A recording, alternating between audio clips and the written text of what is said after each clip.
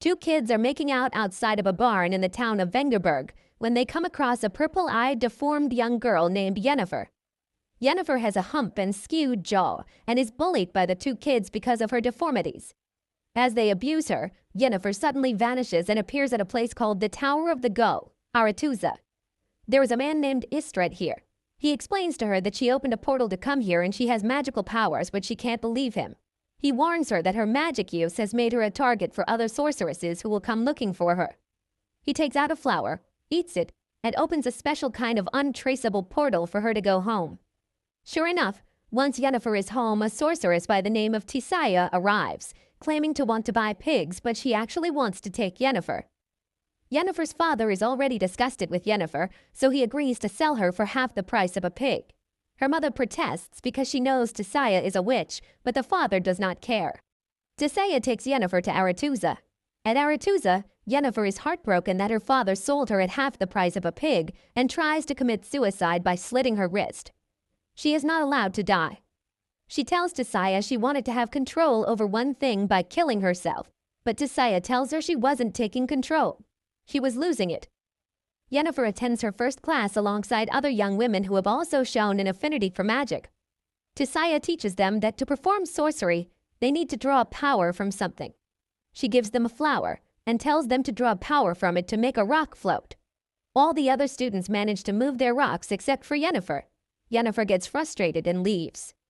Later, Yennefer comes back to the Tower of the Gull and meets Istredd, introducing herself properly. Next, Yennefer is in a class where Tissaia is teaching the students to read each other's thoughts and learn each other's greatest fears using magic.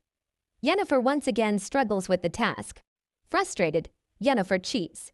She pretends that she has read her partner's mind and knows what her fear is, but Tissaia can tell she is lying. Tissaia reads Yennefer's greatest fear and tells her that it is true. She tells Yennefer that no one would love her even if she was a beauty. Yennefer expresses her frustration and despair to Istredd. She says that she just wants to be good at something for once in her life. Istredd tells her that he struggled when he was first learning at Aretuza as well and that it's okay. He allows her to read his thoughts for practice and surprisingly she manages to do it. The next night, Tissaia wakes all the young girls up and brings them to the Tower of the Gull for a new test. In this test, they have to catch lightning in a bottle. Several girls try and fail. Yennefer steps up, but she is struck by lightning and thrown back. Her body seems to absorb the lightning. The next girl steps up and manages to successfully perform the feat. Tissaia looks at her proudly and looks at Yennefer disapprovingly. Enraged, Yennefer directs the lightning at the girl, but Tissaia deflects it.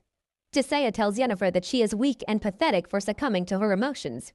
She says that ultimately all sorceresses are to serve as advisors to kings, and if she cannot control her emotions, then she is not fit for the job.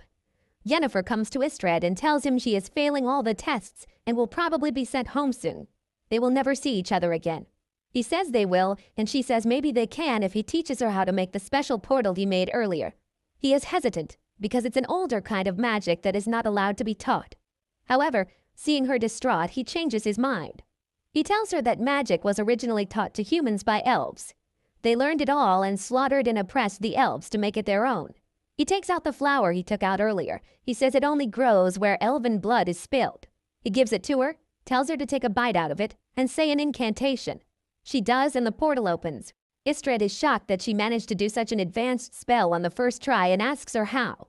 She tells him her father was half-elf, which is why she was cursed with deformities and treated as an outcast. The man back at the barn was just her stepfather. They share a kiss. Turns out, Yennefer was working to retrieve the special flower for Tissaia the whole time. Tissaia wanted to see if Yennefer could control her emotions long enough to complete the assignment. Yennefer asks if this means she gets to ascend, meaning she gets to be placed with a king. Tissaia tells her to listen for a knock. On the other hand, Istredd is also working for his superior Stregobor and tells him that Yennefer is a quarter elf. At night, Yennefer hears knocks on the rooms of her fellow students, but not on hers. She follows them and sneakily observes where Tissaia takes them. She notices Tissaia turns them into eels. Tissaia knows Yennefer is snooping and calls her down. She tells Yennefer to push the eels into the water.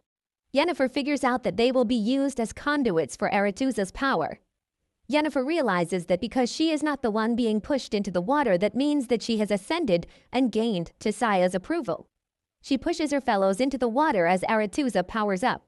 From then on, Istredd and Yennefer develop a sexual relationship, and Yennefer gets much better control over her magic. She even conjures up an audience for their sexual encounter through magic. Istredd wonders if they'll get to continue this thing between them. After the initiation ceremony, he will be off exploring ruins around the world, and Yennefer will be placed in the court of the king of Aedirn, her home country. She says that if she gains favor with the king, she can invite him to explore the ruins of Aedirn. She tells Istredd that she is worried about the enchantment process. It is the process that turns the sorceresses into the perfect picture of beauty and erases all their flaws. She says that all the other young girls know exactly how they want to look, but she does not. She just knows she wants to go home and not be the scared girl she was before. The man who enchants the sorceresses tells Yennefer that he will turn her looks around no matter how hard it might be. Tissaia arrives and tells Yennefer that everyone has to deal with their flaws in the mirror, but not them. They can look and be however they want. Yennefer says she doesn't know where to start. Tissaia tells her to picture the most powerful woman in the world, every detail of her being. She then transfers Yennefer's thoughts to the mirror and makes her see that woman. A meeting of the chapter of Aretuza is taking place where Tissaia mentions that Yennefer is to be sent to Aedirn because she is from there and the king prefers sorceresses from his own kingdom. Stregobor says that Aedirn's main trade partner hates elves, and since Yennefer is part elf, they would not be happy with her placement there. Tissaia is shocked that Stregobor knows of Yennefer's lineage, but tries to defend Yennefer regardless.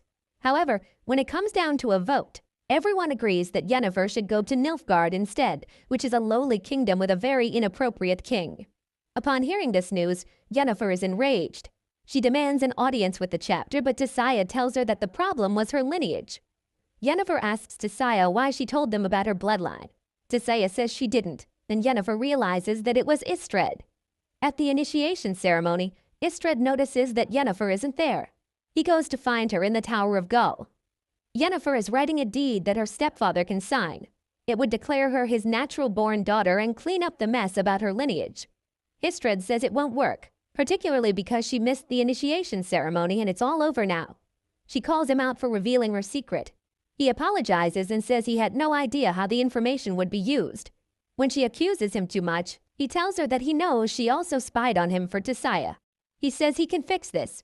Yennefer can come with him and travel the world exploring ruins. Yennefer says that's his dream, and she does not wish to stand by as he fulfills it holding dustpans. This really upsets Istredd because he thought Yennefer wanted to be with him. She reveals that she doesn't let him access all of her thoughts. He accuses Yennefer of being a pawn of Tissaia's. She says her world isn't as full of wonder and romance as his. He tells her no amount of beauty will help her if she keeps thinking like this. She says she doesn't want beauty. She wants power. Back at the initiation, all the young sorceresses are dancing with the kings in whose court they will serve. Yennefer goes to the wizard who enchants and tells him to start working on her. He says he needs to brew the herbs that will make her unconscious for the procedure. She says they have no time and tells him to begin immediately. He ties her to a chair and warns her that the procedure has a cost. If she goes through with it, she will never be able to have a child. She says she understands. She tells him to keep the marks on her wrists from when she tried to commit suicide and her purple elven eyes. He begins by removing her uterus, and Yennefer screams in pain. The uterus is used to make a special ink for the spell. He uses the ink to highlight the deformities on her body. The deformities begin to shift, and Yennefer's spine begins to straighten out. It is incredibly painful, and she writhes and screams in pain. She breaks her chains and falls to the floor in agony. Eventually, the process is completed and she passes out of exhaustion. Back at the initiation ceremony, Tissaia and Istredd sense something, and just then doors of the room open. A gorgeous Yennefer walks into the ballroom. Everyone in the room is stunned at her beauty. She goes straight for the king of Aedirn because she knows he would prefer a sorceress from his own kingdom. She offers him her hand for a dance. Tissaia tries to interrupt, but the king is smitten by Yennefer's beauty and poise. Tissaia and the rest of the chapter of Aretuza realize that Yennefer has taken matters into her own hands, but at such a respectable gathering, they have no choice but to restrain themselves.